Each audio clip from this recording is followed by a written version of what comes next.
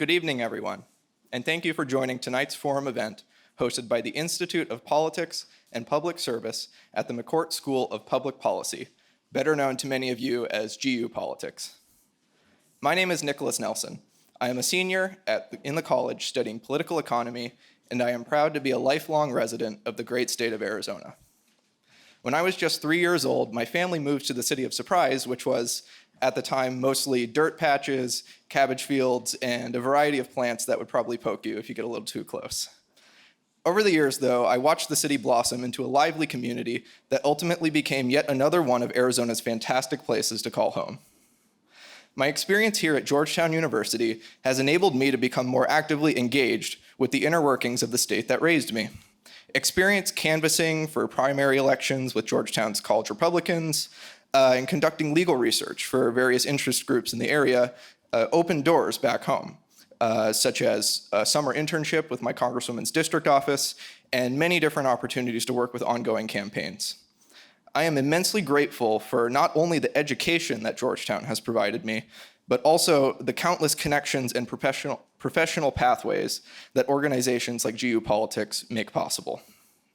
With November less than 2 months away, we are kicking off our 2022 midterm elections programming with a 2-night event featuring the chairs of the Republican Governors Association and the Democratic Governors Association. Each night, we will take a closer look at some of the many gubernatorial elections happening this year. Moderated by GU Politics Executive Director Mo Elathi, these conversations will also focus on the forces at play in the battle for statehouses and dive deep into some of the most competitive races across the country. Georgetown University is committed to standards promoting speech and expression that foster the maximum exchange of ideas and opinions. While it is recognized that audience members may not share the same views as the speaker, it is expected that everyone in attendance at this event will respect the right of the speaker and the organizer to share their perspectives and ideas, and not cause a disruption to the event's activities. At the end of the event, there will be a Q&A session during which you may engage in dialogue with the speaker. Please be sure to phrase your comments in the form of a question, and in the interest of time, we also ask that each person be concise and ask only one question. Also, please feel free to join this evening's conversation on social media by tagging GU Politics with @GUPolitics. Tonight, we are joined by Governor Doug Ducey, the 23rd governor of Arizona and chairman of the Republican Governors Association. Governor Ducey was elected in 2014 and re-elected in 2018 with more votes than anyone in the state's history. I'm personally proud to say that when I became of voting age in 2018, Governor Ducey's name was the very first that I ever checked on an official ballot. Upon his election, Arizona had a $1 billion deficit and a sluggish economy. Today, Arizona has a record surplus, a balanced budget, and a booming economy. That is no coincidence. Governor Ducey has eliminated overburdensome regulations, fostered the creation of hundreds of thousands of jobs, and reformed taxes every single year he's been in office, including signing the largest income tax cut in state history. Throughout his administration, Governor Ducey has prioritized education. Since he took office, Arizona has invested over $11 billion into K-12 education and brought per-pupil funding to a record high. He has also positioned Arizona as a national leader in school choice and civics education. Even with record investments and historic tax cuts, Governor Ducey has found a way to ensure that Arizona remains insulated from future downturns, adding $1.4 billion to the state's rainy day fund. He is a former businessman and former CEO of Cold Stone Creamery. He has 3 sons, has been married to his wife Angela for 31 years, and resides in Paradise Valley, Arizona. Without further ado, I'd like to welcome to the stage Mo Elathi of GU Politics and Arizona Governor Doug Ducey.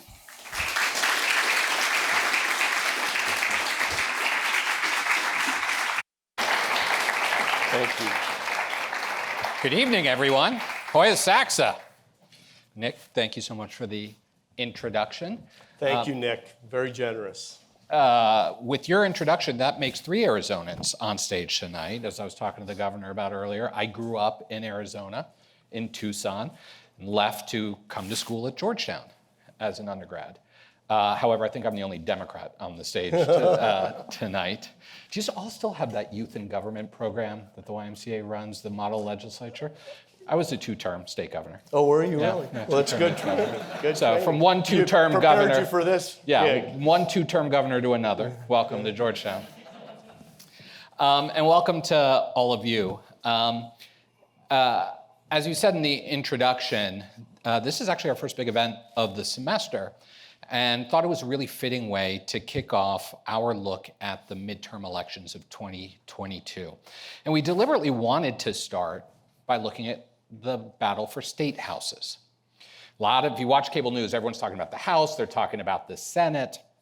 But as any one of you that have come into my office hours will tell you, looking for career advice, my first piece of advice is if you want to end up back in DC, get the hell out of DC for a while. Go out into the states, because that's where politics really takes place. That's where public service and governing really takes place. And so over the next 2 nights, we're going to talk to the 2 leaders who are tasked with trying to win as many of those state houses as possible for their respective parties about the landscape. And Governor, we're going to start sort of way up here, get a little granular, but then come way back up here. Then we're going to invite the audience to get involved in the conversation, and they always have better questions than I do. But let me start with an incredibly simple, basic question, particularly for those of you that are just starting to learn how Washington works. You're chair of the Republican Governors Association. What does that mean? What is its role in this election? So let me begin by just saying thank you for the invitation, Mo. It's great to be here at Georgetown, and thank you for coming tonight. The chair of the Republican Governors Association is tasked with electing Republican governors. I mean, that's the business we're in. These are very competitive races that have high stakes in terms of the consequences, and Mo's right. As a governor, you can get a lot done. You are the chief executive officer of your state. You can bring a vision to the state, chart the course, pick the people, and make the decisions. And the RGA, the Republican Governors Association, elects Republican governors when we're successful. We have been the most successful political operation in the nation over the last 2 decades. We have 28 sitting Republican governors today. We're the only majority Republican conference in the country from a national perspective. And I think we've demonstrated as well that we can win in any state in the nation. We have Larry Hogan, who is the governor of Maryland, Charlie Baker, who is the Republican governor of Massachusetts. You have Phil Scott, who is the Republican governor of Bernie Sanders' Vermont. So voters really do pay attention to the governor's race, and they will cross over to pick someone who they think will be the superior leader. So let's start there with why. Maybe I'll ask the question slightly differently. Why should people elect Republican governors? And specifically, why should young people vote for Republican governors? No secret that the Republican Party has challenges appealing to young voters. Why should young people take a good look at Republican candidates? And Mo and I were talking about this on the way in. We grew up about the same time, and I wanted to go attend different lectures at the school I attended, and I don't remember being so committed to a party at age 18 or 19. I mean, that's where I developed my values and commitment to the conservative cause. It's different today. I imagine everybody here can identify your party affiliation, and I've noticed that even through the high schools, where if asked that question, I wouldn't have had an answer. So to me, what Republican governors can appeal to young people on is you're going to leave this institution at some time, and I imagine you're going to want to apply your degree and build your career. And I think if you were to look at what is going on in red states, and I think COVID really demonstrated this better than any other example that we've had. If it weren't for Republican governors in this country, the entire country would have been shut down indefinitely. It was Republican governors who balanced lives, or I should say prioritized lives, livelihoods, and individual liberties. And you can see across the state, Americans are voting with their feet. I'll talk a bit about Arizona because it's been run by a conservative Republican governor now for 8 years. And we are one of the fastest growing states in the nation. I think we're number 2. And you can see that net migration in. We've also lowered taxes. So we allow you, when you go out and work hard, to keep more of your own money. And every time we've lowered taxes, we've gotten more taxpayers inside the state. It's allowed us to put real investment into K-12 education, probably the most important task of any governor, because education doesn't happen at the federal level. It happens state by state. So I think all of those things of you to have opportunity, you to be able to pursue your version of the American dream. We believe in freedom and the person, the people, the family, and the organizations come before the government, that your rights come from somewhere other than government. And I think you've seen that really happen over the last 2 years. And then the other thing I'd say that's rather new, but you can also see it red state to blue state, is your personal safety, commitment to security inside a state. Some of these things that are happening in some of the larger big cities around the country, especially in a blue state, is something that's rather new in the last 30 years. When I was very, very young in grade school, crime was a top 3 issue. I don't think it's been a top 10 issue for 30 years. And it's a top issue in nearly every race in the country. And I would lay some of that on some of these defund the police or no bail, no jail type policies that we're seeing happening around the country and in big cities. But that's why I never ask anybody at this stage to change party affiliation. I ask you to vote for the better agenda. And that's the interview I think you should have with whoever is potentially going to be the next leader of your state. You talked about crime. You've talked a little bit about the economy. Seems like a lot of governors, or a lot of Republican gubernatorial candidates are spending a lot of time talking, specifically when it comes to the economy, about inflation and how their states are dealing with it. What are some of the other key issues that you see? I'll say this. One of the things, when I was a campaign operative for many years, my favorite races to work on were governor's races. Senate races were cool, but it was hard to distinguish a Senate candidate in one state from another state, right? Yes. It was the same issues when you're talking at the federal level, whereas at the state level, every state has its own priorities. So I'd be talking about transportation in one and education in another. But having said that, are there some other themes that you see Republican governors, other issue sets that you see Republican gubernatorial candidates running on across the country? Mo, what you said about these races is so accurate, because Senate races really are national races now.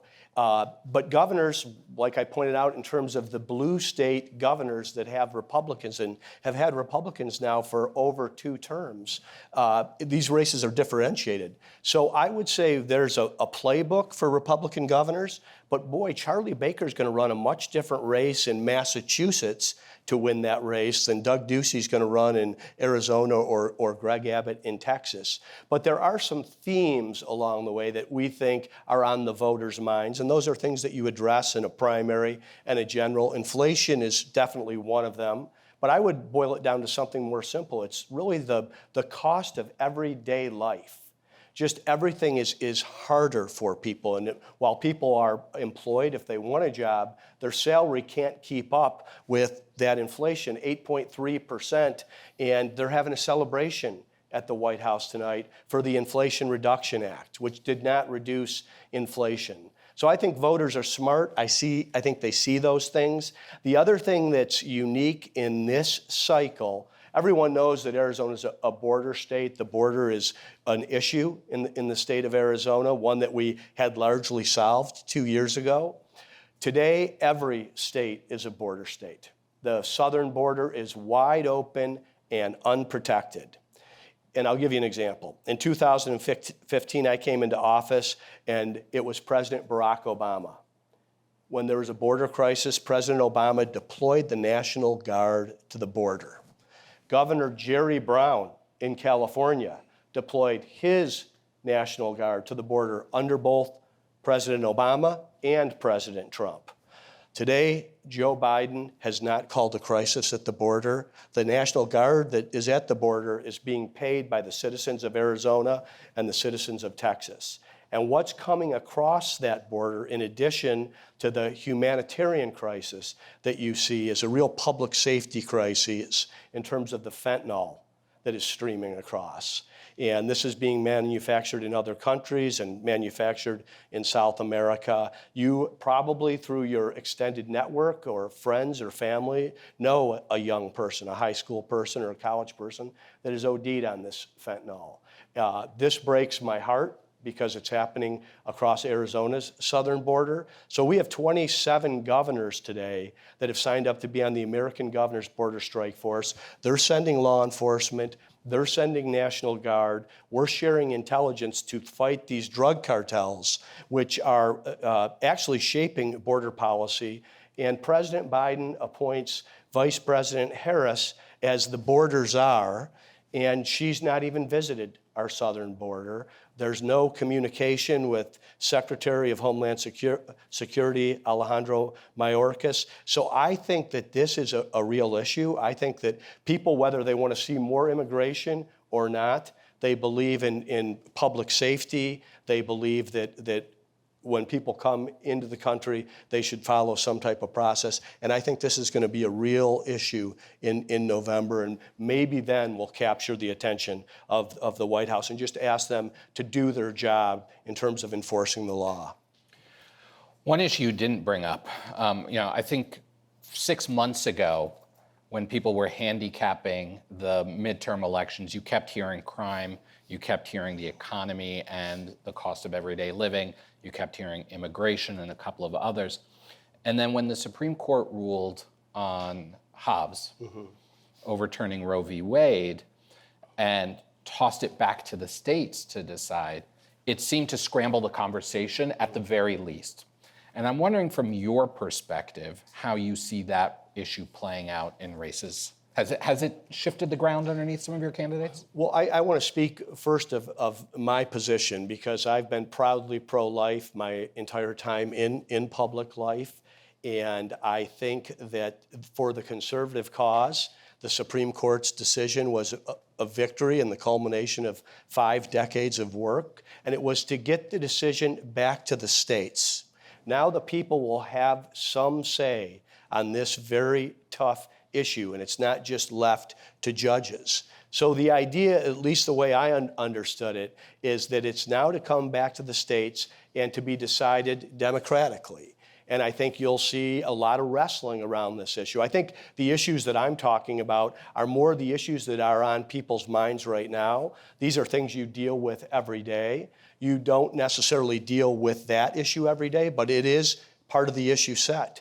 And I think you'll see the most successful Republican governors putting forward a platform that in no way would harm women or harm women's health, and to decide this democratically. All right, let's talk about some of the specific states. As you mentioned, you guys have 27 states, right? There's 36 races across the country this year, so we can talk about whatever state you like. There are 36 races across the country. Currently, Republicans control 20 of those, and Democrats control 16 of them. One thing I think you and I would probably agree on, despite our partisan differences, is the professional handicappers are saying that there are a couple of current Republican seats that would be considered toss-ups, but no Democratic incumbent seats that would be considered toss-ups. I think we could probably agree that the handicappers don't always see the same stuff that we do when we're living this and breathing it. I got out of the prediction business in 2016. Yeah, you and I both. So I'd love to get, again, we can start sort of 20,000 foot and get granular about some of them, but tell me how you see the map playing out, and answer that however you want. Sure. But where Republicans may be on offense, where they may be on defense. So let me give you an overview of the country, just kind of a quick flyover. Like I said, this is the largest map that we've had. It's 36 governor's races, and I will share with you how we prioritize things. We protect our incumbents first. After protecting incumbents, we look to keep our red states red. And then the unique thing about this cycle is how much on offense we are in blue states. States that either had a Democratic governor or have a Democratic governor today. So this is really where the challenge is on how do we and where do we focus our resources. And if you start over in Maine, you have a Democratic governor, and we've got a very strong candidate in Paul LePage. We think that he can win that state house back. You can come down into Connecticut and Rhode Island. Both of those are competitive states that we believe we have a shot in. Pennsylvania, Michigan, Wisconsin are all on our map. We think today, I can say we are investing for a pickup in Wisconsin with Tim Michels versus Tony Evers, who replaced Scott Walker. You come down to Kansas. Kansas is traditionally a red state. They have a Democrat now in Laura Kelly. We have the two-term attorney general there in Derek Schmidt. We feel good about Derek as a candidate, and we think if he can get this race kick-started, he can replace Laura Kelly. And then we're very positive as well on Mark Ronchetti in New Mexico. He's a former television anchorman who's running against Michelle Lujan Grisham in that state. We have an excellent candidate in Joe Lombardo in Nevada. He was the Clark County Sheriff during those mass shootings, and he's running against Steve Sisolak. And we've got an incredible young woman in Oregon named Christine Drazen, who, when she wins that race, will be the first Republican since 1982 in Oregon, and that's another state that we're actively investing in. Now, the states I didn't touch on doesn't mean that we've taken them off the table. I just wanted to give you where kind of the interaction is right now, because I know you're going to have Roy Cooper here tomorrow night. Yeah. I noticed you didn't mention your state, Arizona. Well, because Arizona's a red state, and it's going to stay red. So you were just going through the I was going around to the. I mean, Yeah. those are the pickup opportunities Yeah. Okay. that we have. So we've protected our incumbents, and the RGA did something rather unique. We protected our incumbents. There were forces inside the party that were trying to unseat some of our incumbents. And if you saw Brian Kemp in Georgia, who was really in a crucible of a race with the former president working against him, running against someone who was a United States Senator with 100% name ID and ample resources. The RGA protected Brian Kemp, and he won that race by 50-plus points. Those of you that follow politics closely know that nobody wins a race by 50-plus points. So when we've protected every one of our incumbents, and I believe we'll keep all our red states red, including Arizona. I was going around the country on the blue states we have the opportunities in. Let's come back to those. Let's start with two red states that a lot of people think will go blue, Maryland and Massachusetts. Both of those are states where there were competitive primaries. Some might say between a more sort of establishment, right? Both of those states who currently have Republican governors have governors that have been successful because they sort of represented the mainstream of the party, and they could identify with people across party lines. It seems like primary voters in those two states decided to go with someone with maybe a more populist edge. Talk a little bit about that. Well, I'd reframe the question. I would say those are two blue states with successful Republican governors. I mean, Maryland is not a red state, and either is Massachusetts by any means. Yet Charlie Baker and Larry Hogan are the two most popular governors in the country. And in many ways, they just get to stand in the gap and stop any bad idea, and they don't have to get involved in any of the controversial issues. But in this business, candidates matter. And Charlie and Larry and Phil Scott. And I'll give you an example of our most recent success that I think you can have all these theories, but then you need some evidence. And in my business, you are what your record is. And I would point out your neighbor, Glenn Youngkin in Virginia. That's a blue state. That's a state Joe Biden won by 10 points. And here's an outsider and a newcomer with zero name ID running against a quasi-incumbent with 100% name ID, a gentleman who had the job 4 years earlier and certainly is a professional on the political side. And Glenn Youngkin runs on an agenda of what people talk about at the kitchen table, what their kids are experiencing during COVID, and that parents should have some say in what happens inside that school. And he wins that race, and he's off to a fast start. And that was last year's cycle. And the other thing I would point out to you was Jack Ciattarelli in New Jersey. While Jack was not ultimately successful against Phil Murphy, he was winning on election night, and no one saw that coming. That was a real momentum, energy, and intensity, one of the Republican Party coming out, but also the suburban mom, the independent, the housewife who was very angry at what they saw over the Zoom or the internet or the screen during COVID and didn't understand why these states were so shut down and locked down when other parts of the country were able to prioritize and balance both lives and livelihoods. One more thing on where maybe you guys are defensive, and then we can go back to where you're on offense. People like Hogan, like Baker, like you,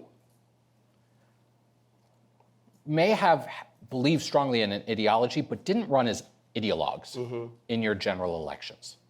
You ran on very Youngkin ran on very practical proposals and conversations, as you said, talking about the things that matter to people every day, pushing ideology to the side a bit.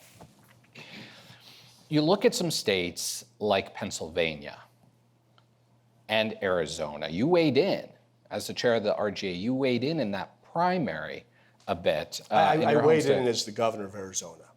Fair. Yeah. Fair. Just to differentiate the role. And that's fair. Yeah. That's fair.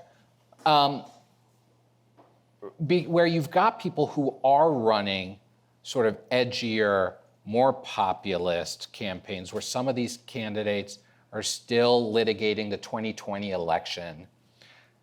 And I'm just wondering how you, as the RGA chair, if that impacts your strategy as we approach the general election. You've got all these pickup opportunities. You've got a couple places where you're on defense.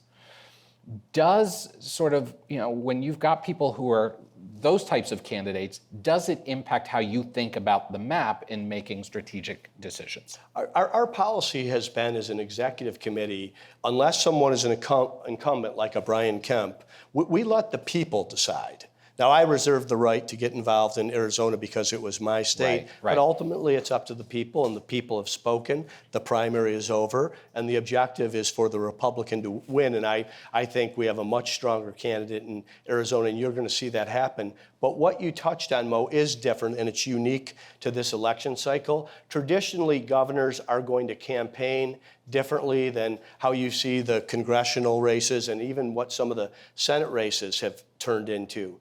But we're a divided nation right now, and it is very tribal, and much of that crept into this cycle. And even with that creeping in, I mean, that is up to I've said the candidate matters and the campaign matters. So the campaign was successful in the primary. And to me, the real evidence of was that a good strategy is how does that play in the general? And that's to be determined in 57 days. I want to touch on a couple more states, and then I've got one big final question, and then we're going to open it up to the audience. Democrats are very bullish on Georgia, but if you look at the polling, Governor Kemp is outperforming. I find Georgia to be such a fascinating state because you have a very competitive governor's race and Senate race. And voters seem to be splitting their ticket, at least as of today, right? Obviously, nothing is done. But Senator Warnock seems to be maintaining a slight edge in the Senate race, but Governor Kemp seems to be maintaining an edge in the governor's race. Curious why you think that might be. Well, first I want to say I believe Brian Kemp is going to win that race. I don't know if you're a betting man, but we can talk after the forum here. And I want to say with Brian Kemp, and I was out there campaigning with him during the primary, and I think politics are tough in Arizona. I mean, you're in Georgia, you're in the rural South, and you've got the former president coming after the guy. You've got all the situation around COVID, and he's walking into very tough rooms, and he wins that race by 50 points. And what I took away from the days I spent in Georgia is the voters saw the decisions that Brian Kemp made during his 4 years. They saw that he had actually earned and deserved reelection. And while they may like this individual and that individual, they trust Brian Kemp, and they are going to return him to the governor's mansion, and I have a lot of confidence on that. I also would say his opponent, who of course is formidable and was very close in the previous election, and we don't have to get into everything that happened after that election, but I just want to say that you've seen additional individuals get involved in this debate. But Stacey Abrams has not gotten above 45 in any polling since Brian Kemp announced his reelection. And I think there's a lot of momentum there. She's outspending him by a wide margin. And I think it demonstrates that you need more than money to win a race. It is about the record that you have, and that's what Brian Kemp is running on, and that's what I believe he's going to win on. Another race I just find fascinating this year is Oregon. Yes. Right? Which, I mean, we can debate whether or not Virginia is truly a blue state. I've done a lot of Virginia races. I think it's a bluish shade of purple. I think it's a purple state. You cannot confuse Oregon for anything but blue, right? Yes. And yet, it seems like there's a real opportunity for the Republicans there. Talk a little bit about what's happening there. Well, I think you all saw on your television screen what happened in Portland, and it went on month after month. And I think many people were shocked at what they saw. And they know we've had civil unrest before, but to just have no one addressing it. And then Kate Brown is the sitting governor of Oregon. She was probably the most heavy-handed governor in the country on COVID lockdowns, shutting small businesses, shuttering schools, mask mandates, and vaccine mandates. She was very zealous about it. And I think that it's really a textbook case of enough being enough, and a real change election in Oregon of someone who has been in the state legislature. People have been able to go back and look at Christine Drazen's voting record and how she's treated people and how she's worked. And she's coming to this race very much like I would say Glenn Youngkin, except more Oregon specific and talking about things that affect people's lives in Oregon. And I think people are saying it's time for a change. We don't need another revisiting of what we've seen over these years. Oregon's I don't know if you've had the opportunity to visit it. It's just one of the most beautiful states in the country. You've got, of course, the urban life there in places like Portland, but you've got a lot of rural areas as well, and you've got a lot of people that have moved there for a better quality of life. And I think the case that Christine Drazen is going to be able to make is that your quality of life has not improved in the last 8 years, and to give her a chance. And we have some confidence that the voters are going to do that. And it'll be the first time since 1982. So you're right, this is a deep blue Democratic state. And then on the flip side, we've talked about the Republican seats that may not hold. You'd be hard pressed to find a more purple state than Pennsylvania. And that is a state where the dynamics of that, every race ought to be close. And given the political environment and how rough it is for Democrats, you would think that would be a huge pickup opportunity for Republicans. But Republicans nominated a candidate in Doug Mastriano who has fully embraced that populist agenda on the 2020 election, January 6th. I'm curious whether or not you still see that as truly a pickup opportunity. We're watching Pennsylvania very closely. Another axiom that we have at the RGA is that we don't fund lost causes and we don't fund landslides. So we're in a relationship with our candidate, but we're saying to the candidates, you have to show us something. You have to demonstrate that you can move numbers, that you can raise resources, and that you get this to the 5-yard line or the 5% line. And that's when the RGA parachutes in and punches the victory in. So Pennsylvania is a place where we think, in terms of the dynamics and the demographics, it is a pickup opportunity, but much of this is on the candidate. So it's something we're watching close. And, you know, you never know in my position, and this is what I've been talking to a lot of our supporters about, is we don't know who this cycle's Charlie Baker is going to be. And the shock the world candidate in 2014 was Larry Hogan. You raise as much money as you possibly can, and Chris Christie was in my role in 2014, and he had spent every single dollar, and then he had a sense in the final week that Larry Hogan had a chance, and he won out on a credit card and borrowed $3 million.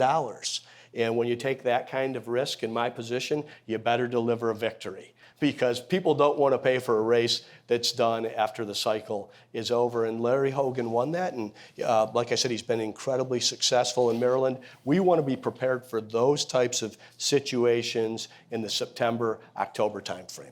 I'm going to ask one more purely political question, then we're going to open it up to the audience. Do we have a mic for the audience? Okay, so we're going to move that mic into the center aisle. So as I ask this question, you should feel free to start lining up. And then I'm going to come out back at the end and close out with a less partisan question. Political, but less partisan. So my last political question is, look, as the chief strategist for Republicans trying to take governor's races, and tomorrow we're going to have your opponent, I'm going to ask you, what should keep Governor Cooper and the DGA up late at night, and what keeps you up late at night? I think what should keep Governor Cooper and the DGA up at night is Joe Biden and the White House. I think these are failing policies. I think this is a failing president. When Donald Trump left office, inflation was at 1.4%. Today it's at 8.3%, and they've told you the entire time that it's transitory. And I think that Biden's agenda and his results are going to be hung fairly or unfairly around every candidate's neck across the country. And of course, I'm not going to answer the second part of your question. I had to try. I'll come back on November 9th. Okay. All right. Let's go to the questions from the audience. Let's try to cycle through as many as we can. Tell us who you are, your school and year, where you're from, and then try to ask your question succinctly. Wonderful. Hi, I am Ellie. I am a sophomore in the college. I am from Gilbert, Arizona. So just to set the stage, 2020 was a little bit over a year after my permit test, which I know in Arizona, one of the questions is, what do you do when you're tired and you're driving? And the correct answer is you pull over on the side of the road. But unfortunately in 2020, that's what got James Garcia killed by police officers. 41 people in Arizona were killed in 2021 by police. And even as recently as Saturday, Phoenix PD killed a man who was armed only with a sword in front of his own father. Phoenix police shoot their guns every 5 days, and they are the second deadliest police force in the entire nation. How can you say that crime is less of an issue, and how can these issues need to be and should be de-escalated, especially in these instances where they're very avoidable from being deadly? Is Arizona's executive branch bypassing the judicial system by essentially convicting suspects on the spot? So first, Leah, I want to say I come from a perspective where I think that if you were building a state budget from scratch, the first line item would be public safety. And I think there's been enough of tearing down of our police officers and the brave men and women who wear a uniform or have a badge. And they are in very difficult and tough situations. So to me, this is part of a quality of life and having peace and security in your own home, in your own city. Now, transitioning to what you're talking about in terms of de-escalation, different training techniques, I think that you can be pro the blue, you can be a law and order type candidate and leader, and you can also see opportunities for reform, some also opportunities to talk about issues like mental health And many of our folks that have addiction or alcoholism or some mental health issues, where they reside today are in many of our state prisons.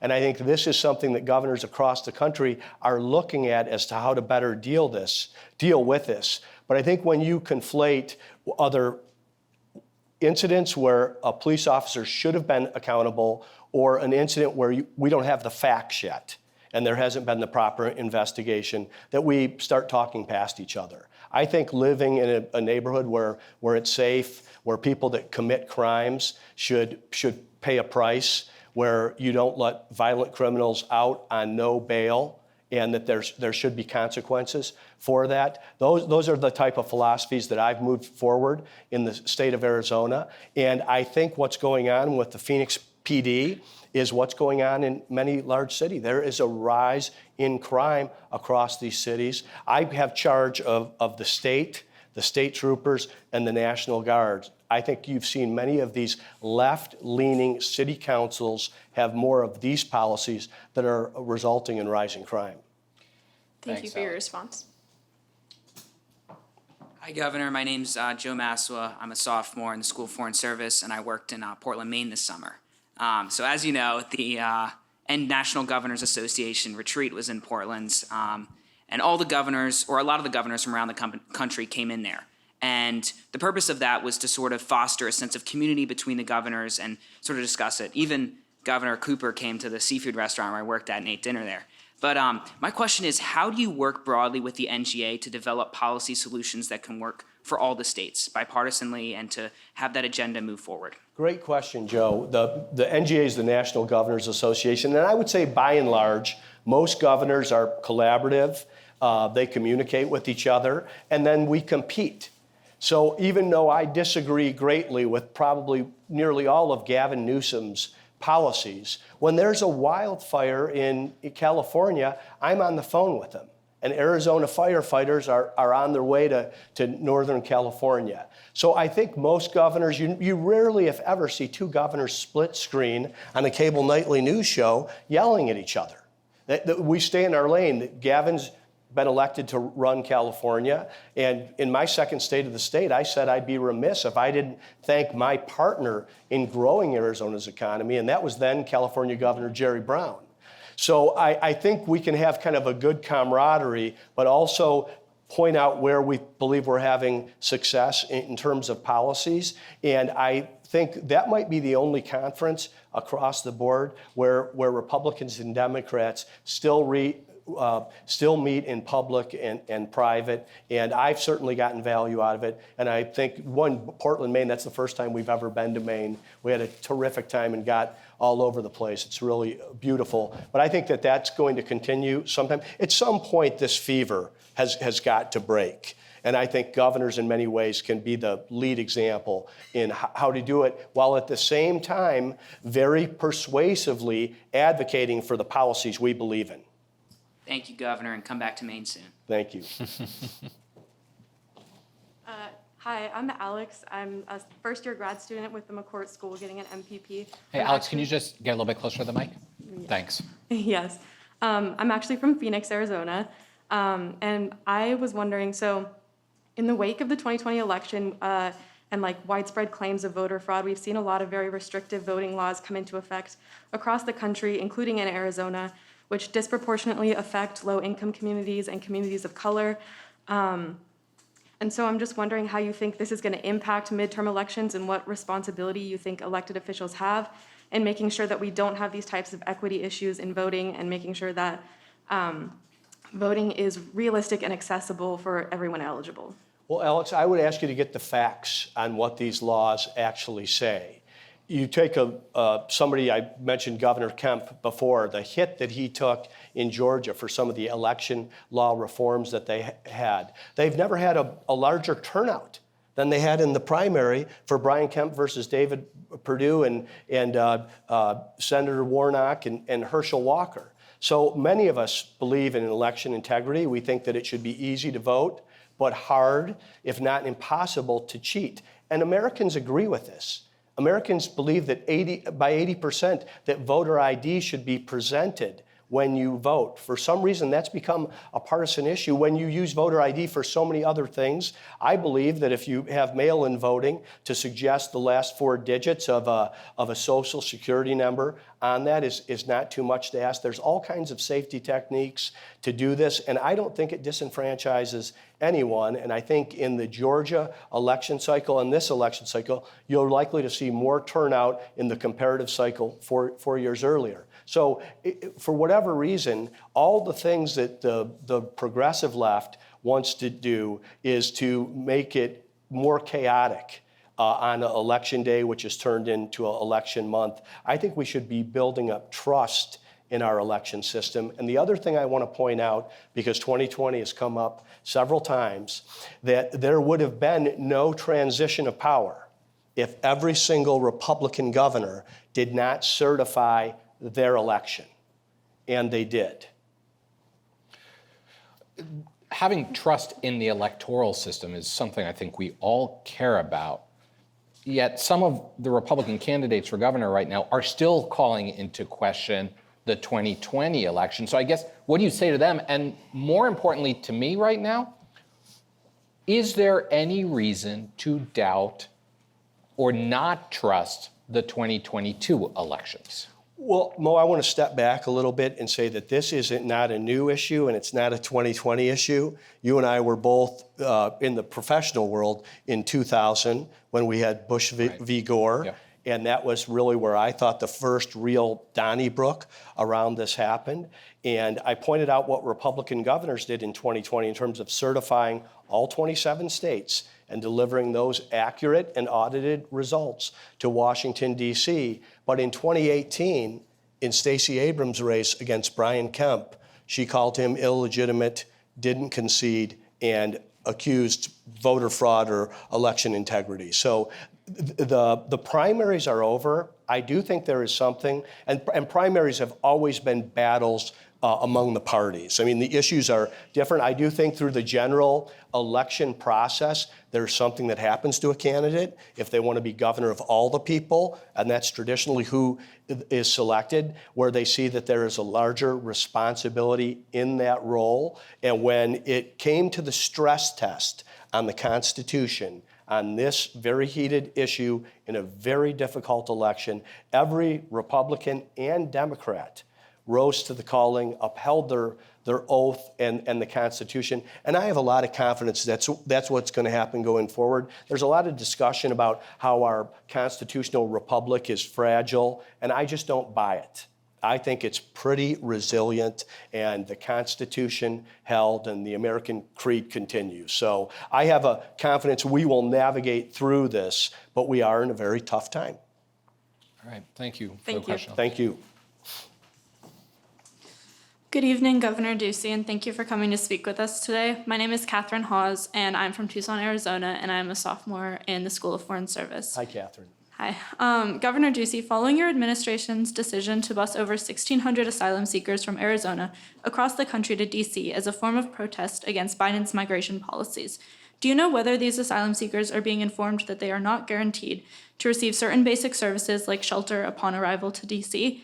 And how do you suggest fixing our country's broken asylum system to alleviate the pressure on border communities while also ensuring the protection guaranteed to victims of persecution by the 1951 Refugee Convention?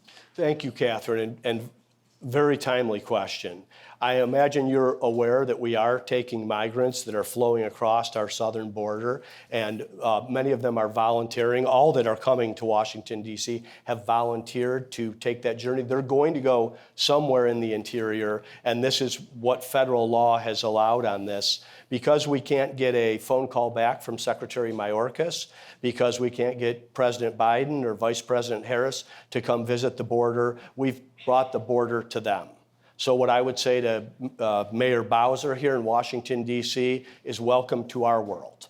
And all of these people that are flowing across the border, all of these dangerous drugs, which are oftentimes separate from the people that are on the humanitarian crisis, are all affecting our country, and this is a federal issue. While Greg Abbott and I have done everything possible that we can within the law, including building our own wall and physical barrier on our southern border, if our entire southern border is not secure, neither is our nation. So this is not an immigration issue.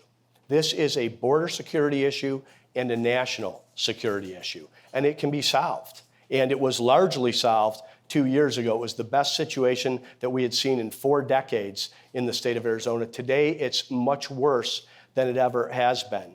Once we do that, I think we can have a lot of discussion about immigration reform. I mean, all of you right now, I do think you're in a great position, because if you're graduating, there's a job waiting for you in many places in this country. Anybody that wants to work can find a job. How we've traditionally dealt with these types of situations is with targeted immigration to allow people that want to pursue the American dream and do it legally to be able to do that. Today, there's zero appetite for that. Under the Trump administration, immigration was at an all-time low. It remains at an all-time low in the Biden administration. And in terms of asylum, what we have here in so many cases is the cartels and human traffickers training vulnerable individuals how to answer these questions so they gain entry into the country. That's not asylum. Thanks. Thank you for your response. Hello, Governor Ducey. My name is Tristan Sam. There we go. So my name is Tristan Sam. I'm a senior in the School of Foreign Service here. Hi, I'm Tristan. Hello. I'm from Tuba City, Arizona. I'm Navajo Hopi registered Yavapai Apache. I love all these Arizonans in Yes. the room, Governor. It's great. And my question is regarding the Native American electorate, given your position as a highly elected political official and the head of the National Republican Governor Association. To me, at least, as a Native American voter, what I've noticed is it's paradoxical given our demographics traits in regards to being usually mostly rural and also having a justified distrust of the federal government. Yet, in the last election, 2020, the majority of Native Americans voted for the Democratic Party. One would think they'd vote for the Republican Party given their program and values of smaller governments and standing up for the rural population. So my question to you is, why do you think the Republican program is not taking hold in the Native American electorate when it's taking hold in other electorates that have the same beliefs and the same living conditions? Tristan, I think it's a matter of us continuing to work this agenda, getting in sometimes these rooms where it can be uncomfortable. One thing I'm proud of that I was able to do in my reelection, I have been, I believe, as tough as anyone in the country on this border issue. Yet at the same time, I realized that Mexico was our #1 trading partner, had a real relationship with Governor Claudia Pavlovich, who was the female governor of Sonora. And I was able to win re-election in Arizona with 44% of the Hispanic vote against an opponent named David Garcia. So it told me that people will vote for an agenda, that not everyone is going to carve up and be polarized on this. And I think the same thing happened in the African American community nationally, where you saw some record turnout and some of the demographics change. And I think it's a matter of relationship. It's a matter of building trust. And it's a matter of process, because the agenda that the traditional Republican governor has is an opportunity for all agenda. It's not trying to negotiate or pit, one identity group against another. And I think there's work to be done on that for all kinds of reasons.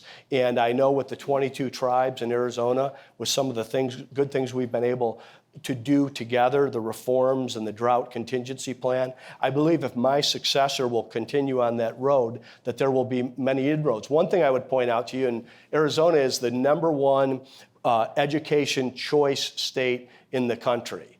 You can take your taxpayer dollars and go wherever you would like to school. It's called Universal Educational Savings Account. We were the first state to pass that. And some of the folks that were first to take advantage of that program were moms on the reservation. The Democrats tried to take that that benefit away. We had those moms come to the State of the State in 2020 and sit in the gallery and on the floor and talk about the situation with their daughters and why these special schools benefited their daughters better than the traditional K-12 district offering. That was a earning of trust. And it's those types of things, helping real people in real situations get the services that they are already paying for their tax dollars, that I think helps shift the vote and earn and gains the trust. Thank you. Thank you for the question. We are coming up on the end of our time, so we're going to take one more from the audience, and then I've got a question I want to ask to close it out. So for the rest of you, I apologize. Find the governor's staff and pepper them with your questions. Right, Jesse? Okay. Hi, Governor. Thank you for coming to speak to us today. I'm Evie, and I'm a freshman in the college, and I'm not in Arizona, and I'm from New York City. And you said earlier that governors' races are often about candidates' records, but in recent years, we've seen a lot of candidates who have Republican candidates who have no elective experience be nominated for governors' races, like you mentioned Glenn Youngkin and like Mark Ronchetti, and also the candidates in Michigan and Arizona this year. So how does that affect the governor's races in those states? And do you think, is that sort of a deliberate decision by Republican parties to sort of go for candidates with less experience or with different varieties of experience to elective office? So not necessarily, Evie. I think oftentimes the electorate likes an outsider and a newcomer. I get around a lot of young people that are interested in politics, people that might want to run for governor at some point, and I always ask them to go do something else. You know, go build a business or turn a school around or join the military, and then come and run when you have some subject matter expertise. I'm one that thinks that politics doesn't necessarily make you a better leader. Joe Biden has been in politics his entire adult life since he was 29. And there's all kinds of evidence, and you could probably point this out on both sides. But I do think if you brought up Glenn Youngkin, this is an individual who hired people, made decisions, ran a budget, and had to do it in a way that was profitable to investors. I think that's good training in many ways for the governor's office. So I do think that oftentimes there's another axiom in politics that says friends come and go, but enemies accumulate. When you're that newcomer that's been building a business your entire life or running a school or in the military, and you walk into that room to ask for people's votes, you don't have any enemies in that room. Everybody is curious as to why you made that decision. So I think it's having some subject matter expertise in something other than politics. Just getting elected and reelected is not the skill. The skill is in what happens once you are elected. That's when the record happens, and that's what campaigns are traditionally about the future, and they're to be aspirational. When I ran on this as well, because I saw some of the scores, not only in Arizona, but across the country, that young people just didn't know their civics. Now, that's not true in this room, in a place like this, in Georgetown, but people didn't know who the father of the country was. They didn't know who fought the Civil War or who won it. And the first law that we passed in Arizona was the American Civics Act. It's a 100-question test. You could all take it right after I leave. I imagine you'd score in the high 90s. I think there's a couple pretty tough questions on there. And hopefully you've learned this through your raising, your classroom, and your osmosis. But many kids across the country couldn't get to 50%. And I think once we have that foundational understanding of our civics, our founding documents, our Declaration, our Constitution, and then you can go so much deeper into the Federalist Papers and the decisions that have happened over the last 250 years, we have a much better discussion, a debate, or an argument, whatever you want to call it, and then we can look for solutions that further this project that we're all a part of.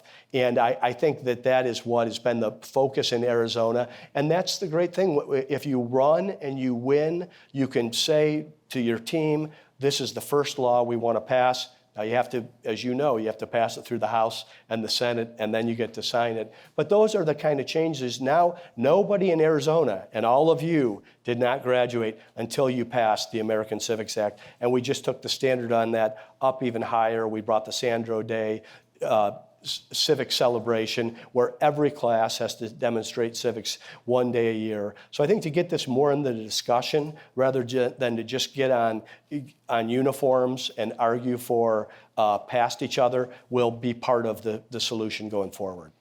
Thank you, Governor. Thanks for the question. And that might be a good segue into my final question. And it's one that I spend a lot of time thinking about and that our institute has been focused on.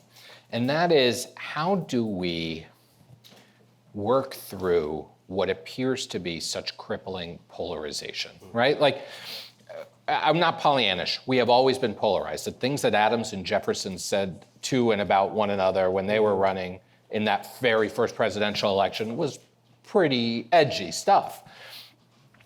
But it feels worse now. And we've been tracking this issue in some polling.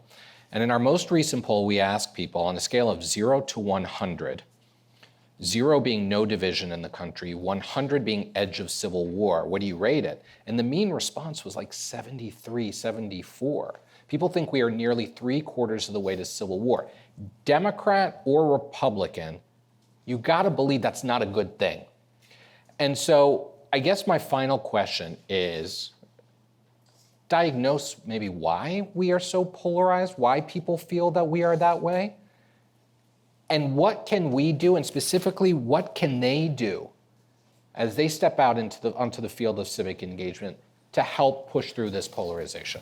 So there's no doubt that we are divided. It's as polarized as I think any time in our adult lifetime, to be certain. It's part of the reason that I talk about civics and the American story. I do think there have been times where we have been more polarized, and certainly during the Civil War was one of them. The late 60s was one of them. And as polarized as we are right now, thank goodness we've not experienced that political assassination or much of the ongoing violence and terrorism that was happening. But we've come close. And right, you can point to certain events. So how does the fever break, and how has it broken before? I do think right now in many ways, I was 44 the first time I came to Washington, D.C. Just my business career didn't bring me here. I didn't go on an 8th grade trip to this city, and I think it's a very fascinating place. I'm very patriotic, and I love to see the